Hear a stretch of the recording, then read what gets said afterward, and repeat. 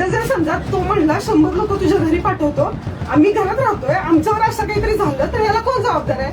औरंगाची औलाद म्हणणं, शिवाजी महाराज तुझ्या आईचा बाप सॉरी आईचा नवरा होता हे म्हणणं, ह्याच्यापेक्षा दंगल घडवणार दुसरं अजून काय अपेक्षित आहे तुम्हाला? आईबद्दल बायकोबद्दल एकदा अश्लील बोललं जातंय. मी महिला आहे, विनयभंगाचा कलम दाखल करा अशी आता माझी मागणी आहे. टिपू सुलतानचा फोटो लावला म्हणून FIR दाखल होते आणि औरंगाच्या औलाद तू शिवाजी महाराज तुझ्या माईचा नवरा होता हे म्हणल्यावर व्हायला तुम्हाला एवढा वेळ का लागतोय?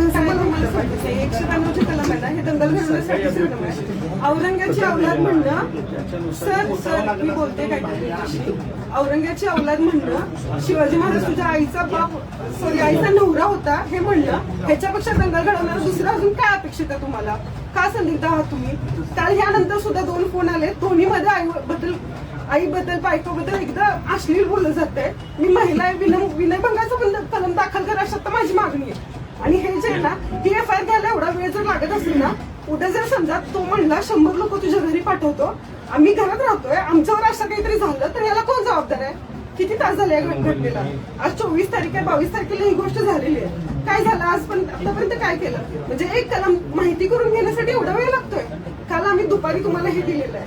मला वाटत नाही की एवढा पण वेळ एखादं कलम म्हणजे जर मी लॉची स्टुडंट आहे, मी आता फक्त ऍडमिशन घेतले, BNSचं एक पुस्तक वाचल्यावर मला हे समजलं आणि जेवढी माझी बुद्धी आहे ना, म्हणजे टिपू सुलतानचा फोटो लावला म्हणून FIR दाखल होते आणि औरंगाच्या औलाद तू शिवाजी महाराज तुझ्या माईचा नवरा होता हे म्हणल्यावर व्हायला तुम्हाला एवढा वेळ का लागतोय असं मला उत्तर पाहिजे सर. काय उत्तर? साहेब ही पत्नी म्हणून बोलते, तुम्ही अटेन्शन द्या तिकडे. नाही हे इग्नोरन्स आहे, हा सहन करणार नाही आम्ही. मी तुमच्याशी 24 तासापेक्षा जास्त वेळ झाला. तुम्ही आमचा मोर्चा असला, आंदोलन असला की लगेच उचलता. ह्या कार्यकर्त्याला मागच्या महिन्यामध्ये 2 महिन्यापूर्वी उचललेला आहे. लगेच ह्याच्या घरी पोलिसांना पहारा होता. अजून किती तुम्हाला मुख्य गृहमंत्र्यांच्या आदेश आले म्हणून सांगा ना हे अडवण्यासाठी. स्पष्ट बोला ना तुम्ही. अभियोक्ता लावा फोन, आता लावा फोन तुम्ही अभियोक्त्याला. सरकार अभियोक्त्याला फोन लावा, इथं बोलून घ्या. बघूया काय सांगता तुम्ही आम्हाला. जेव्हा पुरोगामी चळवळीच्या 500च्या खुनाबद्दल या पोलीस स्टेशनमध्ये गुन्हे काय केलंय पुढे तुम्ही तपास अपूर्ण आहे. तुम्ही याचा खून पडायची वाट बघताय का तुम्ही? प्रशासनामध्ये खून पडायची वाट बघताय का तुम्ही? तरी गुन्हा कबूल केला त्यांनी म्हणलं, मी कॉल केला म्हणलेला आहे, तरी तुम्ही अजून वाट बघताय. प्रशांत कालची धमकी ऐकू, काल धमकी आली रात्री तुम्हाला नाही माहिती किती फोन आले बघा. अजून त्याच्या कार्यकर्ते धमकी द्यायला लागली.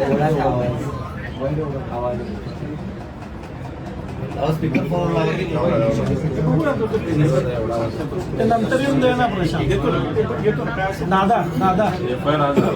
दादा मी समजू शकतो विरोधातला एखादा आमदार असला असता आणि छत्रपती शिवाजी महाराजांबद्दल असं काय बोलला असता तर लगेच उचलला असतं. आमचं म्हणजे सत्ता असो, विरोध असो, पदाधिकारी असो, नाही तर कुणी असो, महामानवांबद्दल, महिलांबद्दल आक्षेपाई बोलल्यानंतर तुम्ही मी ह्याला बोलतो त्याला बोलतो असं करून नाही FIR करावं लागेल तुम्हाला. आमदार साहेब मी सांगतो की जे काय असं काय तुम्हाला माहिती आहे का, या सगळ्या गोष्टीत असं होईल तुम्ही ज्या पद्धतीने वागताय ना, तर पोलीस प्रशासन या व्यक्तीने गायकवाडली एक मात्र बोलला होता, भाषणात बोलला होता, महाराष्ट्राचं पोलीस डिपार्टमेंटमध्ये जगातलं सगळ्यात अकार्यक्षम डिपार्टमेंट हा संजय गायकवाड बोलला होता, मी नाही.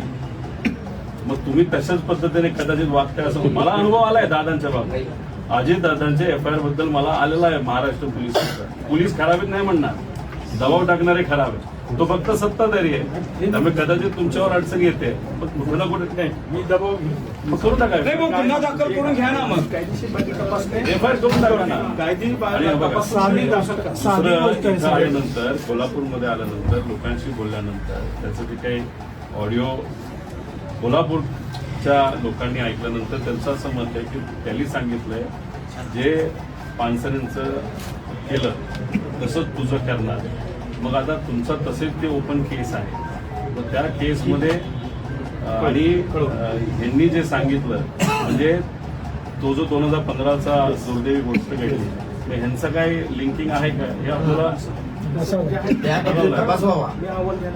नाही. असं काय करायचं जी आहे FIR च्या अनुषंगाने आम्ही उठलो तर FIR नाही होणार, नाही होत. कालच झाला असता आम्हाला कारण आता पण ते काय ते असं नाही FIR दाखल करून घेतो. अर्ज दाखल करून घेतलाय असं म्हणताय. किती वेळ लागतो लागतो सांगा, दादा? भाऊ येत नसतं. आजी दादा 3 महिने झाला आला. नाही आला. दादा खरगेंवरती दहशतवादी हल्ल्यानंतर भंगार विकून गोळा करून शिकलेली मुलं आहेत. बरोबर आहे? नाही म्हणजे सामान्यातले सामान्य लोक आहेत. अजितदादांसारखं उपमुख्यमंत्र्यांचा एफआयआर झाला नाही.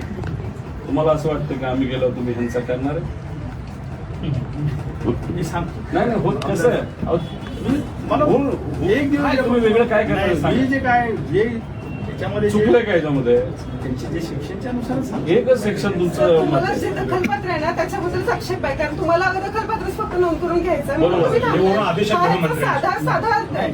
तुम्ही ते आहे, स्वतः बोललाय मी सर, माझ्या फक्त ते तुम्ही घेत माझ्या नाहीये. माझं आमदार सर मी पण ते सांगतो. माझ्या माहितीप्रमाणे हे जे दिलेलं आहे हा अर्ज आहे एनसी स्वरूपाचा आहे. याला पुढे याच्यावर सर, अन्याय NC होऊ म्हणून नये. अहो, सरळ एनसी स्वरूपाचं आहे, एवढ्या सगळ्या लोकांसमोर बोलता. अहो, एनसी स्वरूपाचं आहे, असं कसं बोलता तुम्ही साहेब? असं कसं ऐकून घेऊ आम्ही? असं कसं ऐकून घेऊ? तुम्ही हा, एनसी स्वरूपाचं आहे म्हणजे काय? साहेब तुमचं जर काही प्रिव्हिलेज असं असेल एनसी स्वरूपाचा अहो साहेब खरगे साहेबांनी दहशतवादी म्हटल्यानंतर त्यांच्यावरती आणि यांच्यावरती काय नाही होत. दुसरा खून आम्ही नाही बर्दाश्त करणार. याच पोलीस स्टेशनमध्ये पोलिसांनी काही केलेलं नाही त्याच्यामध्ये आणि तुम्ही आम्हाला सांगता अजून निर्णय तुमची तुम्ही चार्जशीट जज पूर्ण झालेली नाही. एनसीआर त्या संदर्भातली. म्हणून कॉग्निझेबल ऑफेन्स आहे. गायकवाडला इथं ओढत आणला पाहिजे. पोलिसांचा काके दाखवाय तुम्ही इथं अशोक कामटे शहीद गडकरी यांचा वारसा आहे महाराष्ट्र पोलिसांचा. घाबरताय काय ओढत आणला पाहिजे. गायकवाडला घाबरताय का? आज तुम्ही एनसी स्वरूपाचा आहे कसा म्हणता? 192 म्हटलंय ना त्याच्यामध्ये. असं समजून तुम्ही एफआयआर करा. नाही खरगेंनी फक्त दहशतवादी म्हटल्यानंतर त्यांच्यावरती एफआयआर झाला ना या देशातच झाला ना. मग ते मोदींना म्हटले म्हणून आणि एका साध्या माणसाला म्हटलं तर ते चुकीचं आहे. हा दादा एक सांगायचं राहिले हरामखोर म्हटला तो पानसरेंना आणि तरी पण तुम्ही म्हणता एनसी स्वरूपाचा आहे. काय करायला पाहिजे तुम्हाला? काय करायला पाहिजे? ते गायकवाडच्या ऐवजी तुम्हाला ओढून काढायला पाहिजे आहे की नाही? नाही हे बघा हे चुकीचं आहे.